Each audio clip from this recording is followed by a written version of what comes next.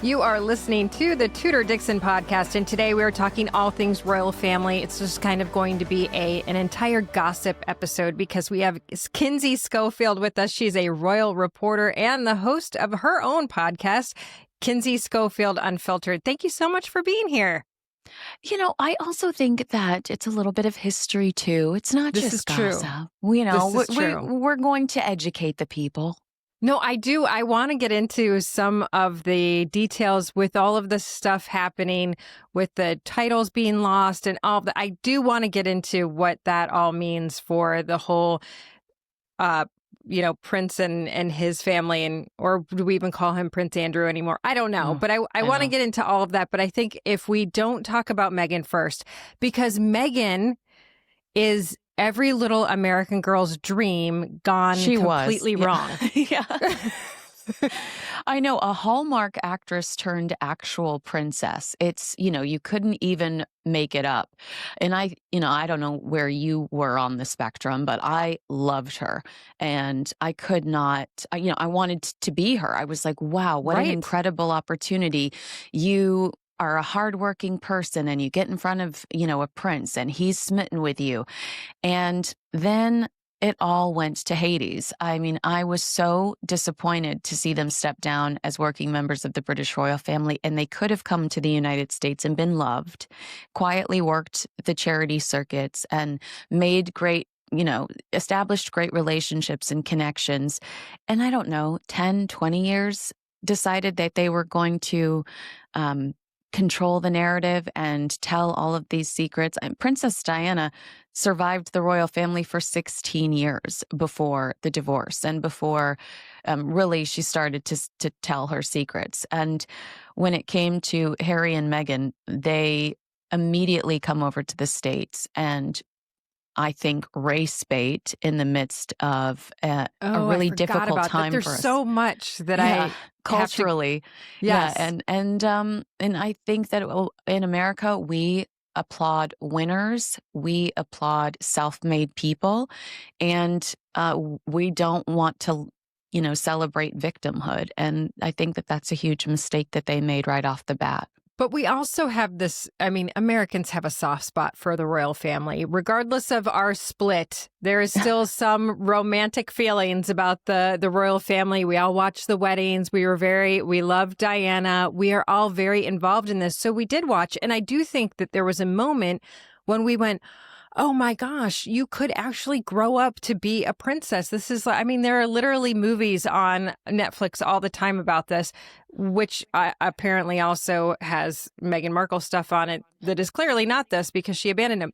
But what I understand, I just read this story, was that when they sent them to Frogmore Cottage, when they were like, this is where you're going to live, Meghan kind of freaked out. Like, I'm not a rural person. I lived in LA. I want to live in the city. I'm not doing this. This is not good for me.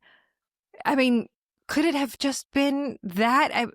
Is that so horrible to live in a cottage, a royal cottage?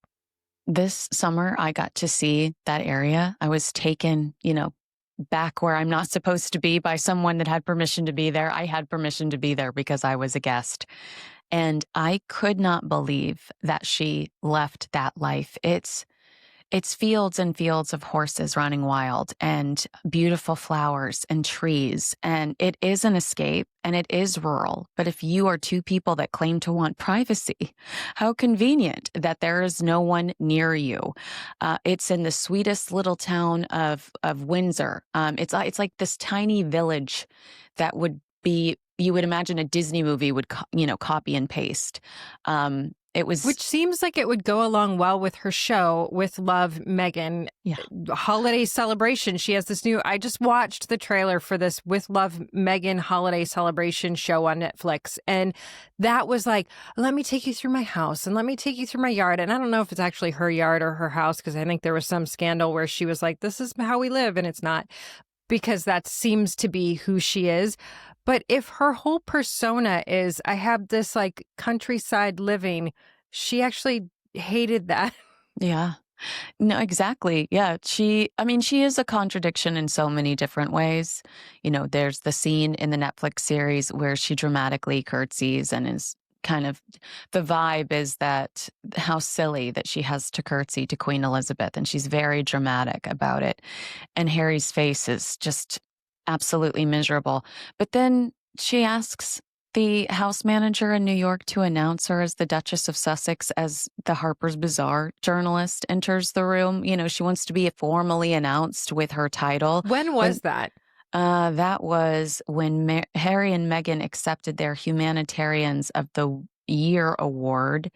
I believe that was in October. If it's not in October, it's in September of this year. Do they still have those titles? I mean, is she still considered that? She is, I would say temporarily. I'm pretty confident, and my sources do say that Prince William, once he becomes king, is going to strip them all. And it's less about vengeance and more about it's easier to control the royal family brand if you don't have all of these people all over the world that are monetizing it. Or, there's the cash for access scandals that we saw Andrew and Fergie experience and participate in, I should say. But she's not allowed, per the Sandringham Agreement, which was the Megxit agreement, to monetize her title. She's not allowed to utilize her proximity to the British royal family to fatten her pockets. But, if you're on the cover of Harper's Bazaar shilling jam, how is that not a conflict with that agreement? So, she sent Jamie Kern Lima a basket of goodies. And in that basket, she signs it HRH, Meghan, Duchess of Sussex. Well, Jamie in turn posts it on Instagram, influencer style, marketing, digital marketing. And they are, in turn, promoting her products. So I see multiple violations of the Sandringham Agreement. And the only reason they were able to keep certain perks, like the title, was because they told the Queen that we won't utilize them. We won't do anything that embarrasses the family. I could come up with a million things that they've done that have embarrassed the family since then. Harry talking about William's baldness in his book, which was totally unnecessary and cruel. The whole book. Yeah. Todger. I'm curious about the book because I haven't read the book because I think it's one of those things where, I should read the book just so that I can talk about it, but it seems very personal to us and embarrassing to us that somehow an American went over and destroyed what we had watched. We've watched these kids grow up. We watch them go through horrible tragedy. They feel like fixtures in our homes, like we feel like we get to know them. How did I'm assuming it's her. How did he get convinced to write this tell-all book? This is a you're not coming home, I'm done kind of book. I don't think he's that bright. I don't think he realized that. I mean, how could that be? Prince Andrew. Look at how I think he is that dumb. But he says, and this might have been a rare, honest moment in the Oprah Winfrey sit down, that he was so strapped for cash because his father cut him off as a 40-year-old man, that he had to sign these deals with Spotify. He had to sign these deals with Netflix. And, I include Penguin Random House in that because it was around the same time that he signs the book deal. I do think that he was looking for a quick payday. And I also think he was incredibly bitter that things didn't turn out the way that they wanted them to. They recently hinted at going back to Australia. So I've been looking back into their official royal engagements in Australia.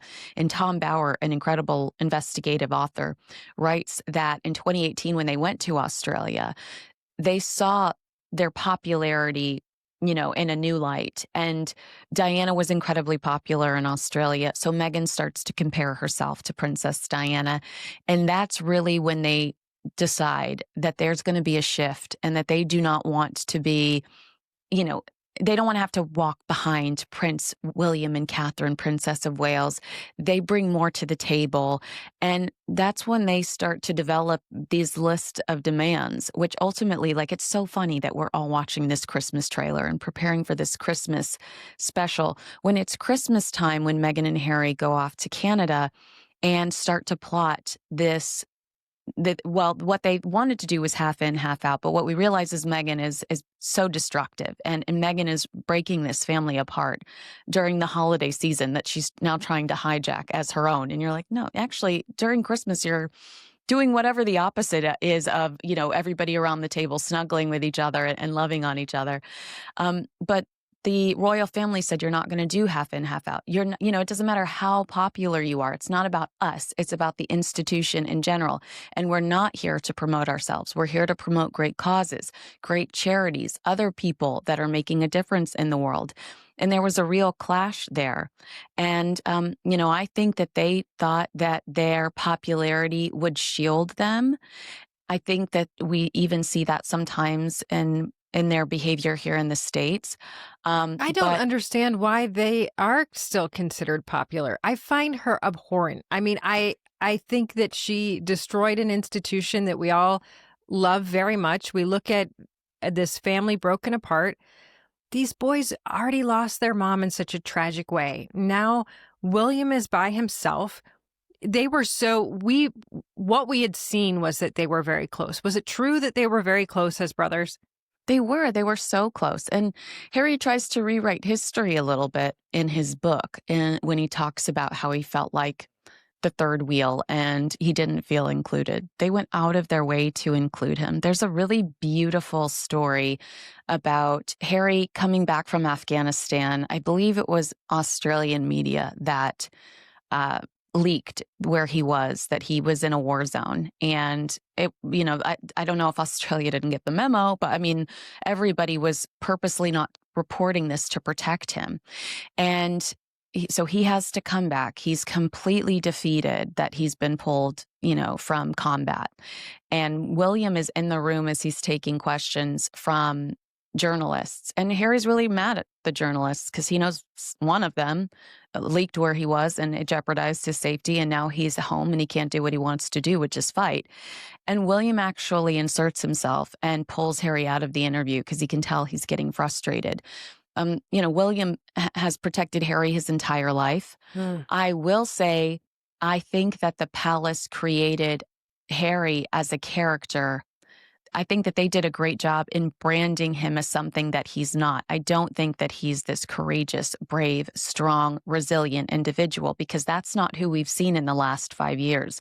We've seen a very weak man who's been led around by his wife, who is a perpetual victim, and, rarely is thankful for the position he's been given. I mean, he's America's favorite Nepo baby. That's what is, I think, the most shocking about what we've seen, him coming here and writing Spare and being the victim, is here you had this. But to be honest, like when you go back, when I was growing up watching Diana, I was amazed by her. She seemed like it was like that it factor. People were drawn to her. She was able to go anywhere. She was very popular.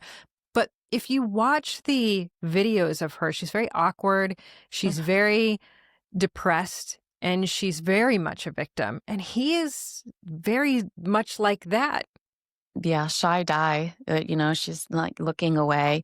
Yeah, I mean, I would truly believe that Prince William inherited her greatest qualities. He has a very fun sense of humor. The last time I was around him up close and personal, I had been on Harry watch for 2 years, and I was so surprised at how animated and silly and fun Prince William was. It almost knocked me off my feet. He was so silly and had so much personality, and was talking about how he couldn't take Catherine anywhere because she was always the last, she was deep in the line talking to people, heavily involved in conversations. And he's like, we got to get the ball rolling.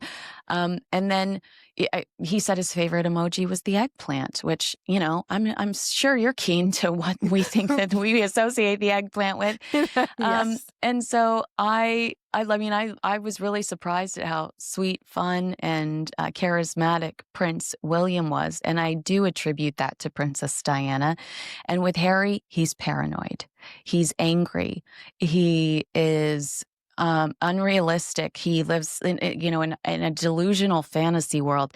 And it does feel like, without considering the consequences of everything that happened to Diana, they've looked at her playbook. I'm listening to Diana-rama right now, which is about the BBC's horrible deception and how they secured her Panorama interview. And ultimately, I'm confident in saying it led to her death, because they lie about people spying on her to secure the interview, like to ingratiate themselves. Diana, all these people, I have proof that these people are spying on you. This is Martin Bashir from the BBC. Prince William has spoken out about how horribly this affected his life, this deception. And so Diana fires the royal protection team that's been protecting her. And, a few years later, she dies in a Paris tunnel because she doesn't have royal protection there, confirming that everything's the scenario she's in is an appropriate scenario.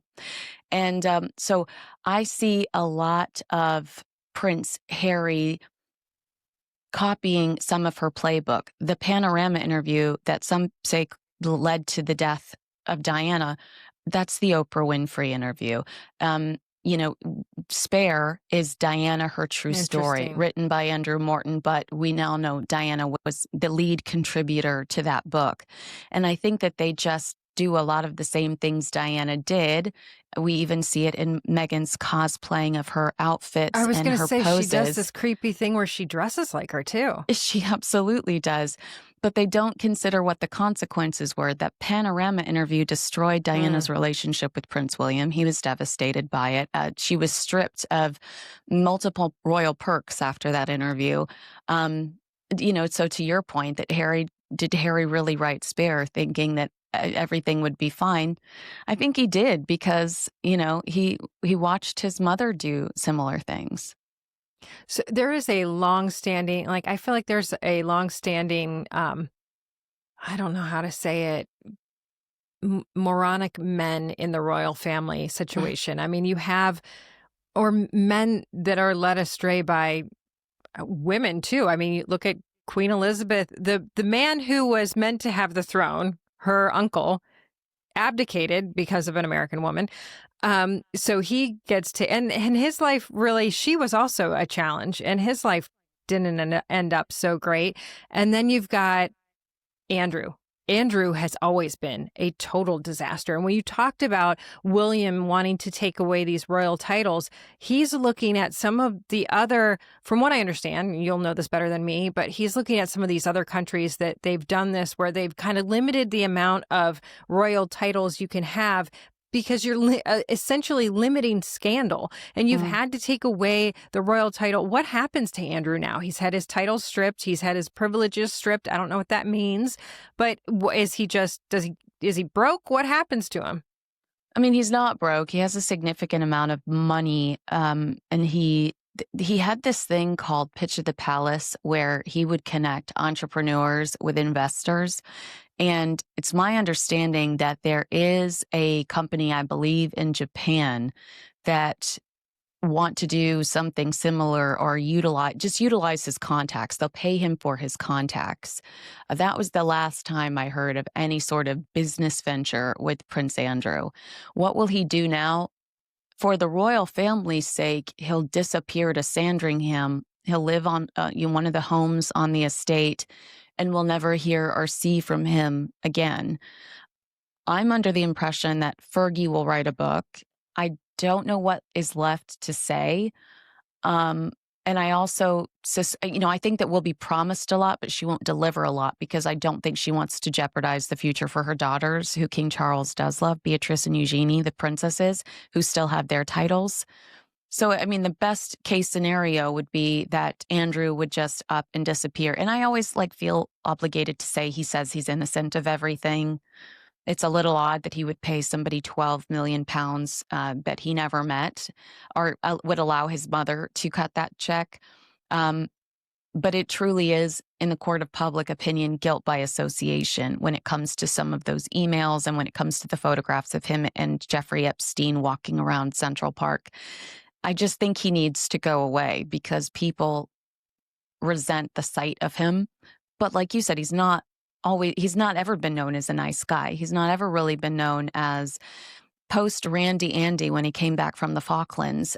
He developed a pretty bad reputation for being rude to staff, rude to people, and being an ungrateful, arrogant man. Well, Charles sort of has a reputation for being a little bit arrogant or very arrogant, and maybe not rude, but very arrogant and kind of like unaware of the people around him, which I've heard that he is, he's very demanding. He wants things a certain way. Like he has a very different personality from his mother, from what I understand. And William is a little bit more like his grandmother. Is that true? I think William, when it comes to wanting things his way, is very much like his father, which is sometimes why they clash. I mean, a post-cancer King Charles is a much different Charles than I think Americans are familiar with. And we are, for some reason, we love Princess Diana over here. I mean, I'm not saying that there's anything wrong with that. I love Diana. That's how I launched my royal career, covering Diana. So I love Diana too, but I do think that we fixate on the Diana years of the king's life. And I mean, I met him 3 weeks ago, and he was incredibly gentle and sweet and worried about what we were saying in the States. And I was like, don't worry, we love you. But yeah, I understand what you're saying. It is hard to not associate him with the rejection and pain and devastation of the Diana divorce. And in fixating on that, I think that it's harder to sympathize with him and think that he might be a softer character. But I do think that he's softened over the years, and that the cancer has really affected his outlook on life. And part of the reason why I don't think he handled Prince Andrew as soon as he should have, or Andrew, I should say, Mountbatten Windsor, as soon as he should have, was because I've always heard that he promised Queen Elizabeth that he would take care of his brother, that she was worried about that. And B, he does not like drama. He does not like confrontation. So he really, if I have the story correct, he didn't really want to marry Diana. He would have gone, he really loved Camilla always, right? He did love Camilla, but Camilla ran off and married Andrew Parker Bowles, who was a playboy. I mean, Camilla should have known that she was setting herself up for disappointment because But why? everybody... Was it because she couldn't marry him? Was there some rule, or what was the story? No, he went off. He went off to serve. I believe he was expected to be away for 3 years. And Andrew Parker Bowles was around. Andrew Parker Bowles, who also dated King Charles's sister, Princess Anne. And everybody was in love with Andrew Parker Bowles. And Andrew Parker Bowles looked at Camilla and then Camilla was like, I'm going to secure that because he's so handsome and everybody's crazy about him. She, her great grandmother was King Charles's great grandfather's mistress. So the reality was, what are the odds that you are going to get to marry that guy when you have that kind of family history? It's a little incestuous feeling. And so I don't think she ever really saw herself as a legitimate option for him. Diana had to prove that she was a virgin before she married King Charles. There were such severe expectations still at the time. And yeah, so King Charles, he'd seen Diana, I think, 3 times before the family had decided she would make a good bride. And Prince Philip had cornered him at one point. There's this rumor, I mean, they were headlines at the time, that they assumed Diana was seen getting on a train with King Charles. And so there were all these overnight, which was a scandal. So there were all these headlines about, was Diana the blonde on the train with King Charles at the time? And Prince Philip corners him, knowing that it wasn't Diana on the train with him, and says, you're ruining this girl's reputation. You have to, you either pursue her and we lock this down, or you let her go, because she's going to be, brand-wise, reputationally, we're damaging her reputation by allowing some of these headlines to exist. And so I do think that Prince Charles at the time felt pressure to marry her when his heart really wasn't into it. Interesting. So with the future of the royal family, with William looking at titles differently and knowing what happened with his own brother. Some of the royals in other countries have decided not to bestow titles upon their own children and just, I guess, pass it on once they are of age. But what happens with his kids? Do they all continue to keep their titles once he's king? Or does he say, well, I don't want the drama I had with my own brother?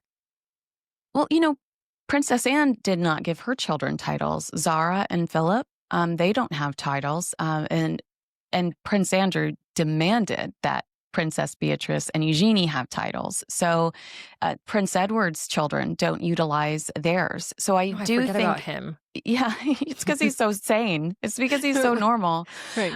But no scandal. You just fall out of the public eye. Exactly. So I think that it will be a case-by-case basis. Obviously, they are preparing Prince George as the heir. We just recently saw him at Royal Albert Hall with his mother, attend a Remembrance Day event with his mother for veterans. And he was there in replacement of his father, who was late coming home from Rio for the Earthshot Prize. So I do think that it's obvious to us that they are quietly preparing Prince George. But I don't know what the expectations will be. I know that they specifically don't utilize the word spare about their children, which, Harry complains about it, but that was Diana's doing. Diana would be like, I gave him the heir and the spare, talking about how much she'd sacrificed for that relationship. And so I know that they don't like to do that to their own children, William and Catherine. They don't utilize that type of language because they want to make sure that nobody feels unworthy. Is it true that they are actually truly a close-knit family? I read that he starts work at 10 in the morning and he's done by 4 so that he can spend time with the family. Yeah, it is true. And I feel bad for him because he's criticized a lot for it within the house, within the royal palaces, within the other households. Because, William and Catherine have their own household, and King Charles and Queen Camilla have their own household. And it does irritate some of the courtiers that William wants to be home and be with his babies and prioritize his family. But I think just watching William's children versus watching William as a child, you can tell that his children are in a loving home with 2 parents that are completely committed. Even when Prince Louis is acting out and you're seeing the Princess of Wales try to settle him down, like, you're embarrassing us, which she never says. But when you see them, interacting with each other and he's acting out, you can tell that he's a loved little boy, and he's a free spirit because he has the opportunity to be at home. And I do believe, I've been in, I can't tell you how many times I've been so excited because I'm going to see William, and he's had to cancel because something's come up at home, and that's where he wants to be. And I even though I'm heartbroken, I understand, and I really admire that, because if you do believe Diana, her true story, she does say that Charles spent a lot of time away from them. And even in Harry's Spare, he says something similar. So I think it's great that those kids are around their mother and father so often. And also, I wish they'd give that family a break because, William was incredibly traumatized at the thought of losing his wife so young and having to raise those children on his own. That was a horrible experience for them. And I think he's, celebrating every day he has with her. Does he ever publicly talk about his relationship with his father?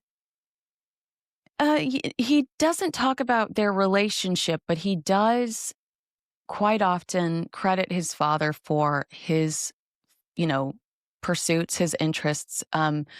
We used to make fun of King Charles for talking to plants, and now everything he said environmentally is trendy today, and something that people with real credentials are saying we need to take seriously. And when it comes to that type of pursuit, when it comes to being an environmentalist, or how we can leave the earth better than we found it.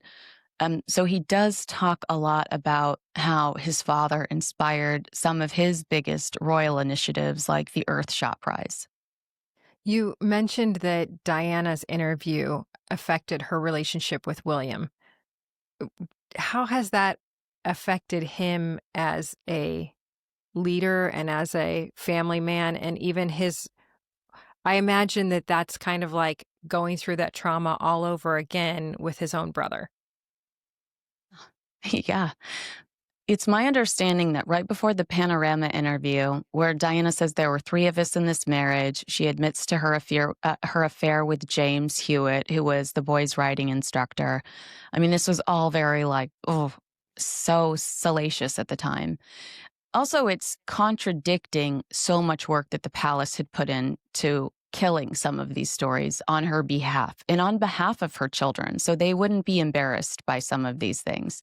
It's my understanding that Williams, the head of Williams' school, found out about the interview and asked Diana to please come out and talk to William and warn him about it before it aired. And so she did, and tried to make it out like it wasn't going to be that big of a deal. And I don't know how many people know this, but it's my understanding that William watched the interview and in his in somebody in leadership's office at Eton. And when they came back at the end, he was in tears. He was so worked up over it. I mean, it is humiliating. Your mom is airing the family's dirty laundry. And so how does it affect, I do think that he goes out of his way to protect his family. There's a viral video of a photographer following them when they're all on bicycles, out in the middle of nowhere, just riding bikes as a family. And William gets in his face and says, "You're not going to record my family. Get out of here." He's incredibly protective of his family. And we rarely see those moments where photographers do violate the family's privacy, which I think is important to mention because Harry and Meghan act like that's why they had to flee the UK. Right. But I think that it probably did feel like an unbelievable violation when Prince Harry started doing things that were very similar. And I think it's incredibly unfair for Meghan Markle to dress as Diana, pose as Diana, and cosplay as Diana, for Prince William to have to see that in the press. That has to be very unsettling. Yeah, I think that's the thing that has haunted all of us, especially here in the United States, where we feel like, we created her and now she is altering their life so dramatically. And even the stories that came out when I forgot about the race baiting and how the curtsy, that was so humiliating. I mean, we watched someone Harry completely humiliated by her. And that was a moment where I think we all went, oh, this is not a healthy relationship. This is not okay. And I think we've given him a lot of grace for the book, but he chose and he knew what he was doing. And I think that grace can only go so far, especially if you're the family. But I could talk to you about this forever. We didn't even get to her acting and going back to that and what that means for Harry. But that means not a lot. Okay. Good luck, Meghan. I mean, really, I don't know who watches her show I'm like, who watches this? Who wants to watch this? Yes, absolutely. I don't know. I guess they're getting paid for it, and it seems like they'll do anything to get paid. So I feel like that's just the measure of whether or not we're watching Harry and Meghan. Are they getting paid for it? So, but you gave us great insight into the royal family today. Thank you so much for being on the show today. Thank you. Where can people follow you so they can keep up on the royal family? Oh, come get the best gossip at Kinsey Schofield Unfiltered on YouTube or wherever you get your podcasts. Awesome. Thank you so much. And thank you all for joining the Tudor Dixon podcast. Same, if you want to watch it again, you go to iHeartRadio app, Apple Podcasts, or you can watch it on Rumble or YouTube at Tudor Dixon, and join us next time. Have a blessed day.